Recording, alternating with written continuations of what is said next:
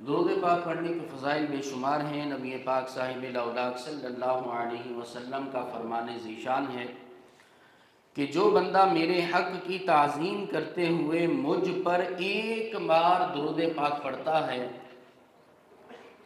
تو اللہ پاک اس درود سے ایک فرشتے کو پیدا فرماتا ہے، اور اس فرشتے کو حکم دیا جاتا ہے کہ جس طرح اس بندے نے میرے حبیب صلی اللہ علیہ وسلم پر درود پڑھا ہے تو اے فرشتے تو بھی قیامت تک اس کے لیے استغفار اور بخشش کی دعا کرتا رہے۔ لہذا درود سے وہ فرشتہ جو پیدا ہوتا ہے قیامت تک درود پڑھنے والے کے لیے دعائے مغفرت کرتا رہے گا۔ لہذا درود پاک کو پڑھنا اپنی عادت بنانا چاہیے۔ چلتے پھرتے اٹھتے بیٹھتے درود پڑھیے۔ اللہ پاک ہمیں درود کی کثرت کی توفیق عطا فرمائے۔ ذکر و درود ہر گھڑی ورد زباں رہے، میری فضول گوئی کی عادت نکال دو۔ مل کر درود پاک پڑھیے۔ صلو علی الحبیب صلی اللہ تعالی علی محمد صلی اللہ علیہ وسلم۔ صلاۃ و سلام علیک یا سیدی یا رسول اللہ صلی اللہ علیہ وسلم۔ قرآن کریم سورہ توبہ آیت نمبر 119 اللہ پاک فرماتا ہے یا ایھا الذین آمنوا اتقوا اللہ، اے ایمان والو اللہ سے ڈرو، تقوی اختیار کرو۔ دوسرے مقام پہ اللہ نے فرمایا ان اکرمکم عند اللہ اتقاکم، فرمایا لوگوں سن لو اللہ کے نزدیک، اللہ کی نگاہ میں سب سے زیادہ عزت والا وہ ہے جو زیادہ متقی پرہیزگار ہے۔ جو جتنا بڑا متقی ہے، پرہیزگار ہے، اللہ کے حضور اللہ رسول کی نگاہ میں وہ زیادہ عزت والا ہے۔ عزت اللہ کے دست قدرت میں ہے۔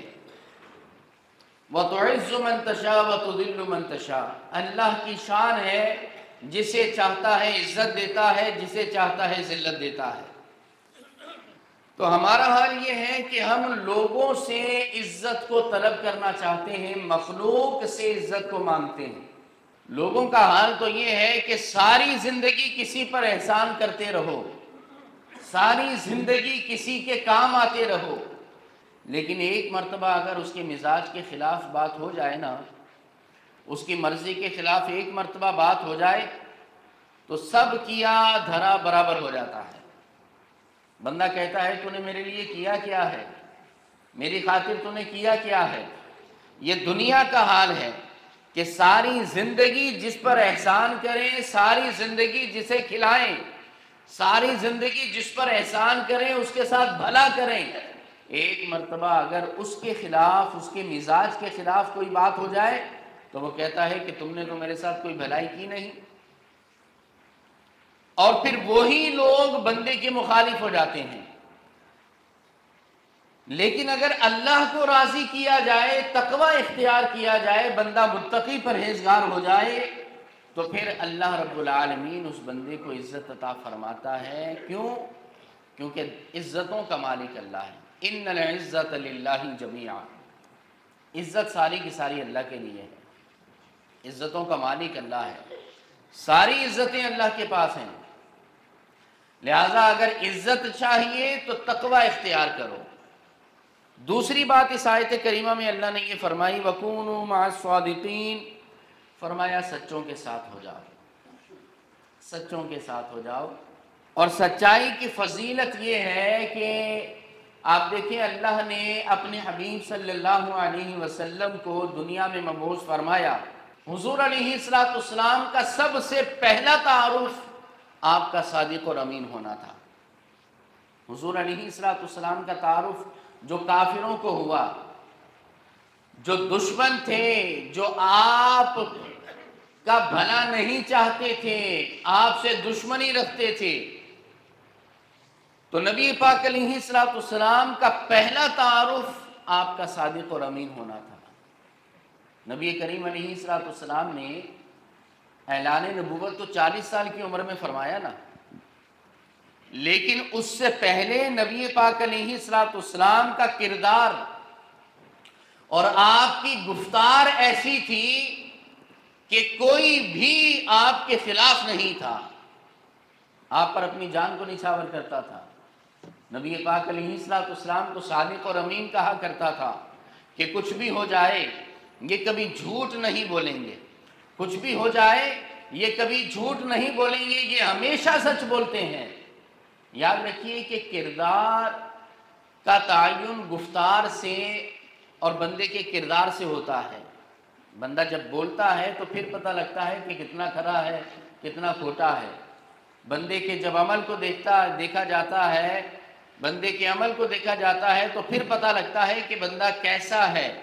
لہٰذا نبی کریم علیہ السلام ذرا تصور کیجئے کہ 40 سال کی عمر مبارک نبی پاک علیہ السلام نے مکہ پاک میں گزارے ہیں اور ابھی اعلان نبوت نہیں کیا۔ سارے کافر کہتے ہیں کہ یہ صادق و امین ہے، تو ہمارے نبی کا پہلا تعارف ہی صادق اور امین ہونا تھا۔ تو اس سے ہمیں اللہ کے دربار میں صدق و امانت کی فضیلت کی پہچان ہوتی ہے۔ نبی پاک صاحب الاولاق صلی اللہ علیہ وسلم نے جب کوہ صفا کے اوپر کھڑے ہو کر اعلان نبوت فرمایا تو حضور علیہ السلام نے اس وقت فرمایا کہ اگر میں تمہیں کہوں کہ اس پہاڑ کے پیچھے سے ایک بہت بڑا لشکر تم پر حملہ آور ہونے والا ہے، کیا تم میری بات پر یقین کرو گے؟ اگر میں کہوں کہ اس پہاڑ کی اوٹ سے ایک بڑا جرار قسم کا لشکر تم پر حملہ کرنے چاہتا ہے، کیا تم میری بات مانو گے؟ تو سب نے یک زبان ہو کر کہا کہ یا نبی اللہ، اے محمد صلی اللہ علیہ وسلم، ہم نے آپ کو ہمیشہ سچ بولتے پایا ہے، کبھی آپ نے زندگی میں جھوٹ نہیں بولا ہے، ہم دل و جان سے یقین کریں گے کہ واقعی آپ سچ کہہ رہے ہیں، ہم مانیں گے کہ آپ سچ کہہ رہے ہیں۔ نبی پاک علیہ السلام نے ارشاد فرمایا تو سن لو، اللہ نے مجھے اپنی نبوت و رسالت عطا فرمائی ہے، اللہ نے مجھے نبی بنایا ہے۔ حضور علیہ السلام نے اعلان نبوت کیا اور اعلان نبوت کرنے سے پہلے اپنی سچائی پر لوگوں سے گواہی لی ہے کہ جب تمہیں مجھ پر اتنا اعتماد اور یقین ہے کہ میں کبھی بھی جھوٹ نہیں بول سکتا، تو پھر میری یہ بھی بات مانو کہ اللہ نے مجھے رسول بنایا ہے، مجھے اپنی نبوت و رسالت عطا فرمائی ہے۔ حضور علیہ السلام کا پھر بھی کچھ لوگوں نے جب انکار کیا اور حضور علیہ السلام کو معاذ اللہ جادوگر، شاعر اور دیگر حضور علیہ السلام کے بارے میں باتیں کافروں نے کی، تو نبی کریم علیہ السلام نے ان کافروں کو مخاطب کر کے ارشاد فرمایا لَقَدْ لَبِثْتُمْ فِيكُمْ عُمْرًا أَفَلَا تَعْقِلُونَ، اے کافروں آج تم میرے مخالف ہو گئے ہو، آج تم مجھے جھوٹا کہتے ہو، حالانکہ میں نے عمر کا بڑا حصہ تمہارے اندر گزارا ہے، 40 سال تمہارے اندر گزارے ہیں اور کبھی جھوٹ نہیں بولا۔ تو جس نے 40 سال کے اندر نہ اپنے فائدے کے لیے نہ کسی اور مقصد کے لیے کبھی جھوٹ نہ بولا ہو، تو بھلا وہ نبوت اور رسالت کے معاملے کے اندر تم سے جھوٹ کیسے بول سکتا ہے؟ افلا تعقلون، کیا تمہیں عقل نہیں ہے؟ کیا تم سوچتے نہیں کہ جس بندے نے اتنے عرصے تک تمہارے کام آیا ہے، ہمیشہ سچ بولا ہے، تو بھلا وہ جھوٹ کیسے بول سکتا ہے؟ ابو جہل جو تھا نا، ابو جہل، تو ابو جہل سے کسی نے کہا کیا تم واقعی یہ سمجھتے ہو کہ محمد صلی اللہ علیہ وسلم جھوٹے ہیں؟ کیا تم یہ سمجھتے ہو کہ محمد صلی اللہ علیہ وسلم جھوٹے ہیں؟ تو ابو جہل کہنے لگا کہ لا واللہ، اللہ کی قسم میں ان کو جھوٹا نہیں سمجھتا، یہ ہمیشہ سچ بولتے ہیں اور ہم نے ان کو ہمیشہ سچ بولتے ہی دیکھا ہے۔ تو پھر کہا کہ جب تم ان کو سچا مانتے ہو تو پھر ان پر ایمان کیوں نہیں لے کر آتے؟ تو ابو جہل نے کہا دراصل بات یہ ہے کہ یہ محمد صلی اللہ علیہ وسلم یہ قبیلہ بنو ہاشم میں سے ہیں اور ہم قبیلہ بنو مخزوم میں سے ہیں، اب نبوت اور رسالت بھی اگر انہی کے قبیلے کو مل جائے تو پھر ہماری برتری تو ختم ہو جائے گی، ہمارا نام تو ختم ہو جائے گا، لہٰذا میں اس وجہ سے ان کی مخالفت کرتا ہوں تاکہ ہمارے قبیلے کا ہمارے خاندان کا نام نیچا نہ ہو۔ میں چاہتا ہوں نبوت اور رسالت ملے تو ہمارے خاندان میں کسی کو ملے۔ تو بات یہ ہے کہ نبی پاک علیہ السلام کے صدق اور آپ کی سچائی کی گواہی تو کافر بھی دیتے ہیں۔ ابو جہل، ابو لہب حضور کے سب سے بڑے دشمن تھے، وہ بھی حضور کو سچا جانتے تھے، کبھی نہ کہتے تھے کہ انہوں نے کبھی جھوٹ بولا ہے۔ اے اپنے نبی کے ماننے والوں، کیا ہمیں بھی کوئی سچا جانتا ہے؟ ہمارا تو حال یہ ہے کہ ہمارا کلیگ ہمیں سچا نہیں مانتا، ہمارا دوست ہم پر یقین نہیں کرتا، ہمارے گھر والے ہم پر اعتماد نہیں کرتے۔ کیوں؟ جھوٹ بول بول کر ہم نے اپنی شناخت ہی جھوٹا بنا لی ہے۔ اور ہم نے تو جھوٹ کے نام بھی بدل دیے نا۔ کوئی کہتا ہے کہ میں تو مذاق کر رہا تھا، کوئی کہتا ہے کہ میں تو جو ہے وہ یوں ہی بات کر رہا تھا، اور ہم نے تو جھوٹ کے نام بدل لیے ہیں، طرح طرح کے بہانے کو جو ہے ہم نے یہ جھوٹ کو نام دے دیا ہے۔ یاد رکھیں، آج ملک و قوم کا سب سے بڑا مسئلہ جھوٹ بولنا ہے۔ آج ہماری قوم کا سب سے بڑا مسئلہ یہ ہے کہ وہ اجتماعی طور پر بحیثیت قوم سچ نہیں بولتی۔ اگر کوئی سچ بولتا ہے نا، یاد رکھیں میرے نبی علیہ السلام نے فرمایا ہے الصدق ینجی والکذب یہلک، فرمایا کہ سچائی ہمیشہ نجات دیتی ہے اور جھوٹ بندے کو ہلاک کر دیا کرتا ہے۔ جھوٹ سے بندہ ہلاکت میں پڑ جاتا ہے، سچائی سے نجات پاتا ہے۔ اردو میں کہا جاتا ہے جھوٹ کے پیر نہیں ہوتے، جھوٹ زیادہ دیر تک چلتا نہیں ہے، لہٰذا سچ بولیں اور نجات پا جائیں۔ جھوٹ بولنے والا بندہ ظاہری طور پر یہ سوچتا ہے کہ میں یہ کام میرا ہو گیا، میرا یہ فائدہ ہو گیا، میں نے سیٹھ کو جھوٹ بول کر دھوکہ دے دیا، میں نے آفس میں جھوٹ بول کر اپنا کام نکال لیا۔ اسکول کالج کے یونیورسٹی کے اگر اسٹوڈنٹس ہیں تو وہ کہتے ہیں ہم نے اپنے پرنسپل سے، اپنے ٹیچر سے جھوٹ بول کر چھٹی لے لی، یا طرح طرح کے جھوٹ بولے جاتے ہیں۔ یاد رکھیے کہ یہ وقتی فائدے ہوتے ہیں جو جھوٹ بولنے سے بندے کو ملتے ہیں۔ رشتے کے حوالے سے دیکھ لیا جائے، آج کل شادیوں کا سیزن ہے اور ابھی رشتے ہو رہے ہیں، رمضان کے بعد بڑی بڑی شادیاں ہونی ہیں، سیزن مزید آنا ہے، تو رشتہ کرتے وقت ایسا کہتے ہیں کہ بچہ تو اتنا کماتا ہے، لڑکا اتنا کماتا ہے، اور یہ اس کی شان ہے، یہ اس کی بان ہے، اور یہ تو بڑا مطیع و فرما بردار ہے، نمازی پرہیزگار متقی پرہیزگار ہے۔ لیکن جب شادی ہونے کے بعد جب لڑکی کی حقیقت کھلتی ہے تو پھر ماں کہتی ہے کہ میری تو خود ہی یہ نہیں سنتا، تمہاری کیا سنے گا؟ اور اسی کا نتیجہ ہوتا ہے کہ وہ شادی دیر تک پھر چلتی نہیں ہے۔ سچ بولا جائے بھئی جو بھی ہے یہی ہے، کاروبار میں دیکھ لیا جائے تو جھوٹ عام نظر آتا ہے۔ تو اے میرے ملک و قوم کے نوجوانوں، اے مسلمانوں، آج نبی پاک علیہ السلام کی سیرت پکار کر یہ کہتی ہے کہ اے میرے ماننے والوں، میرا تو پہلا تعارف ہی صادق و امین ہونا تھا، اور تم اتنے عرصے سے میرا کلمہ پڑھتے ہو، سچائی کو کیوں نہیں اپناتے؟ نبی کریم علیہ السلام کی شان کا ایک واقعہ، حضور علیہ السلام، صحیح بخاری کے اندر یہ موجود ہے، دیگر بھی کتب احادیث کے اندر یہ مستند کتابوں میں موجود ہے کہ حضرت ابو سفیان رضی اللہ تعالیٰ عنہ، حضرت ابو سفیان قبل اسلام کا اپنا واقعہ بیان کرتے ہیں۔ حضرت ابو سفیان رضی اللہ تعالیٰ عنہ ہمارا ایمان ہے، اور یہ بعد میں اسلام لے آئے تھے، لیکن جب اسلام نہیں لائے تھے تو حضرت ابو سفیان کا ایک واقعہ صحیح بخاری کے اندر موجود ہے کہ نبی پاک صلی اللہ علیہ وسلم نے شاہ روم کو، روم کے بادشاہ کو، شاہ ہرقل کو خط لکھا تھا، اور جب خط لکھا نبی پاک علیہ السلام نے تو شاہ روم نے، شاہ ہرقل نے کہا کہ ایسا کرو کہ اگر عرب کا کوئی بادشاہ، کوئی تاجر اگر ہمارے یہاں آیا ہوا ہے تو اسے بلا کر لاؤ، تاکہ میں اس محمد صلی اللہ علیہ وسلم کے بارے میں معلوم کروں، کچھ سوال کروں کہ وہ کیسے ہیں، کیا ہیں۔ تو حضرت ابو سفیان کہتے ہیں کہ اس وقت میں تجارت کے لیے شاہ روم کے ملک میں، ہرقل میں، روم کے اندر گیا ہوا تھا، میں روم کے اندر گیا ہوا تھا تجارت کے لیے، بزنس کے لیے، تو لوگوں نے کہا کہ جی ایک شخص ہے، بڑی شان و شوکت سے آیا ہے، بڑا مال و دولت لایا ہے بیچنے کے لیے، تو اسے لے کر ہم آپ کے دربار میں آتے ہیں۔ لہٰذا حضرت ابو سفیان کو بادشاہ کے شاہ روم کے دربار میں پیش کیا جاتا ہے۔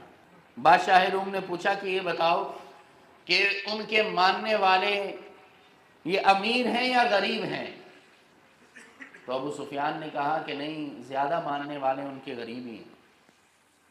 اسی طرح اور جو ہے وہ بہت سارے سوالات حضرت ابو سفیان سے شاہ روم نے کیے، اور اس کے بعد شاہ روم نے، شاہ ہرکل اور روم کے بادشاہ نے حضرت ابو سفیان سے پوچھا کہ بھلا یہ بتاؤ کہ کیا کبھی انہوں نے جھوٹ بھی بولا ہے؟ کبھی انہوں نے جھوٹ بولا ہے؟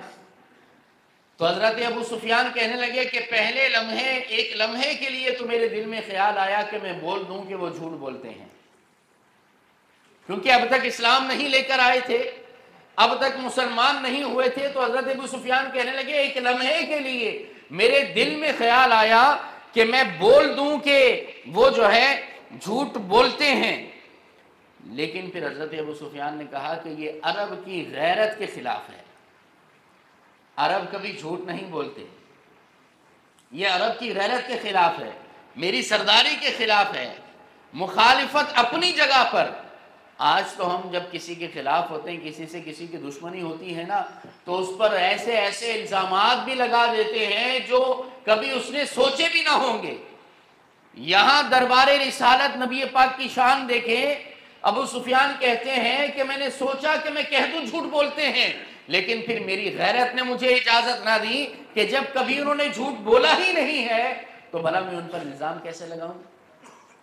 تو ابو سفیان شاہ روم کے سامنے کہنے لگے کہ اے شاہ روم سن لو، میں نے ان کو بچپن میں دیکھا ہے، میں نے محمد صلی اللہ علیہ وسلم کو ماں کی گود کے اندر دیکھا ہے، دادا کے کندھوں پر سوار دیکھا ہے، ان کو ان کے چچا کے گھر کے اندر دیکھا ہے، میں نے ان کو خدیجہ کا دولہا بنتے ہوئے دیکھا ہے، زینب سے لے کر فاطمہ تک اپنی بیٹیوں کو گود میں کھلاتے ہوئے میں نے محمد صلی اللہ علیہ وسلم کو دیکھا ہے، میں نے بدر اور احد کے مقام میں بھی، جنگ بدر اور احد کے اندر، دیگر جنگوں کے اندر بھی میں نے ان کو دیکھا ہے، پیدائش سے لے کر ان کے بال سفید ہو گئے تب تک میں نے ان کو دیکھا ہے، لیکن سن لو اے شاہ ہرکل، اے شاہ روم، مخالفت اپنی جگہ پر، مگر اللہ کے حبیب جب بولتے ہیں تو ہمیشہ سچ اور سچائی اور حق ہی منہ سے ان کے نکلا کرتا ہے، ہمیشہ سچ بولتے ہیں۔ مخالفوں کی نگاہ میں بھی امی ہے، صادق ہے، معتبر بھی، میرا پیمبر عظیم تر ہے اور میرا پیمبر عظیم تر ہے۔ مظفر وارثی کا یہ کلام بڑا شاندار ہے۔ تو اندازہ کریں کہ نبی پاک صلی اللہ علیہ وسلم کے بارے میں آپ کے مخالف بھی آپ کو جھوٹا نہیں کہتے تھے۔ نبی کریم علیہ السلام نے کبھی جھوٹ نہیں بولا ہے۔ تو ابو سفیان کے پاس سے شاہ روم جب جانے لگا تو ابو سفیان ان سے کہنے لگے کہ یہ بتائے رزلٹ کیا نکلا، نتیجہ کیا نکلا؟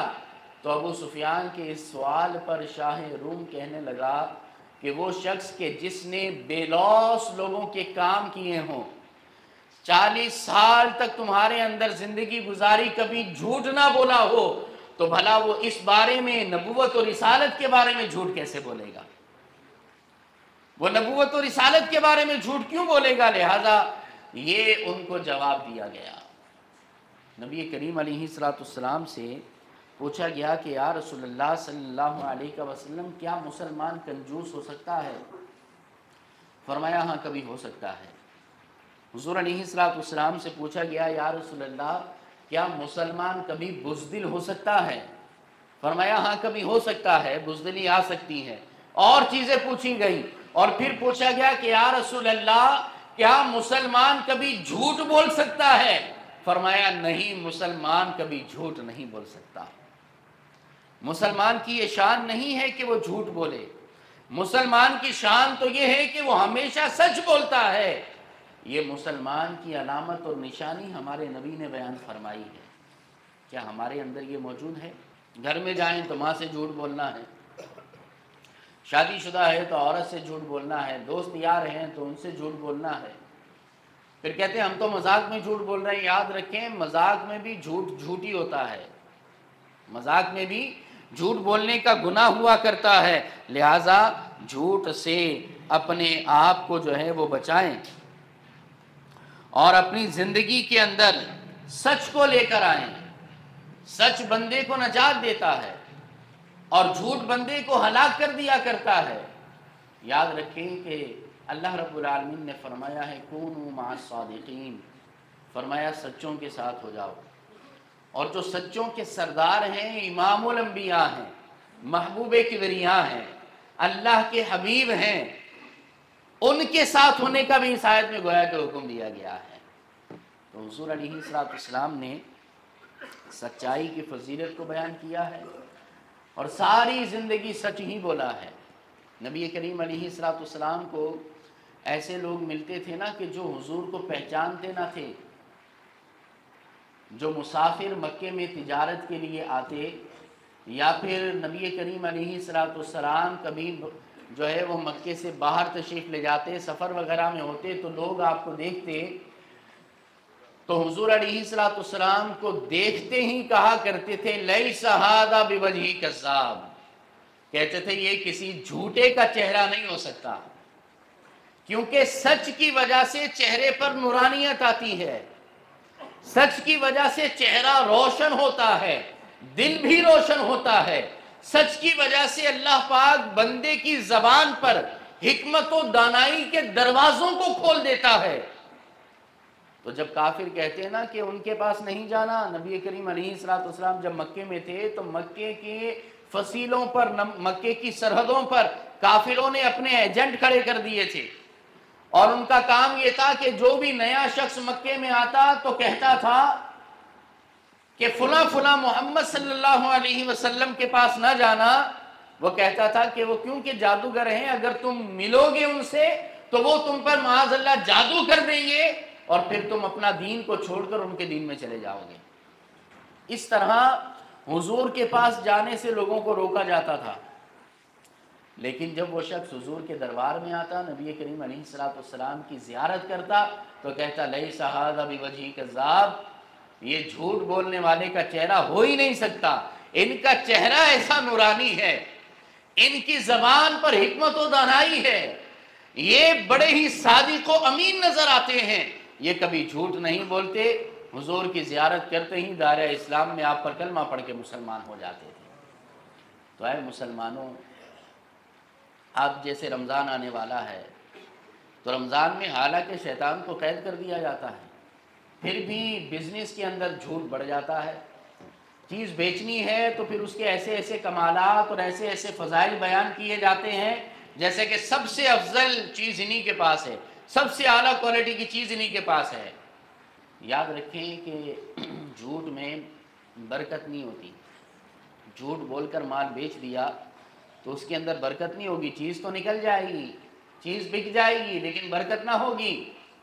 جو ہے حقیقت بیان کر کے اس کو بیچیں، اور پھر جب آپ کی پہچان مارکیٹ کے اندر سچائی کے حوالے سے ہو جائے گی تو لوگ آپ پر اندھا اعتماد دیکھیں گے۔ آپ نے نہیں دیکھا آج بھی مارکیٹوں میں ایسی دکانیں موجود ہیں کہ اس کے کھلنے سے پہلے اس کے سامنے لائنیں لگ جاتی ہیں کسٹمرز کی، اس کے کھلنے سے پہلے لوگ اس کی خریداری کے لیے موجود ہوتے ہیں۔ کس وجہ سے؟ کہ یار چیز اصلی ملتی ہے، خالص چیز یہاں سے ملتی ہے۔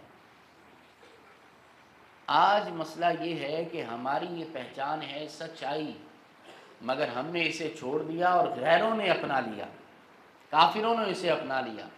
آپ کسی بہت سارے ملکوں میں چلے جائیں کہ جو غیر مسلم کنٹری ہیں، نان مسلم کنٹریز ہیں، اس میں چلے جائیں تو لوگ بڑے بھرم سے آ کر بتاتے ہیں کہ وہاں جھوٹ نہیں بولتے، لوگ جیسا ہے وہ حقیقت بیان کر دیتے ہیں۔ تو میں نے کہا یہ باتیں تو ساری ہماری تھیں، اللہ رسول نے ہماری نشانیاں بیان کی ہیں مگر ہم نے چھوڑ دی، غیروں نے اپنا لی، اور انہوں نے جب اسے اپنایا تو کتنی ترقی کرتے چلے جا رہے ہیں۔ تو بہرحال سچائی کی فضیلت کو سمجھیں، اپنی زندگی میں سچ کو نافذ کریں۔ اللہ کریم ہمیں سچ کی توفیق عطا فرمائے اور جھوٹ سے ہماری حفاظت فرمائے۔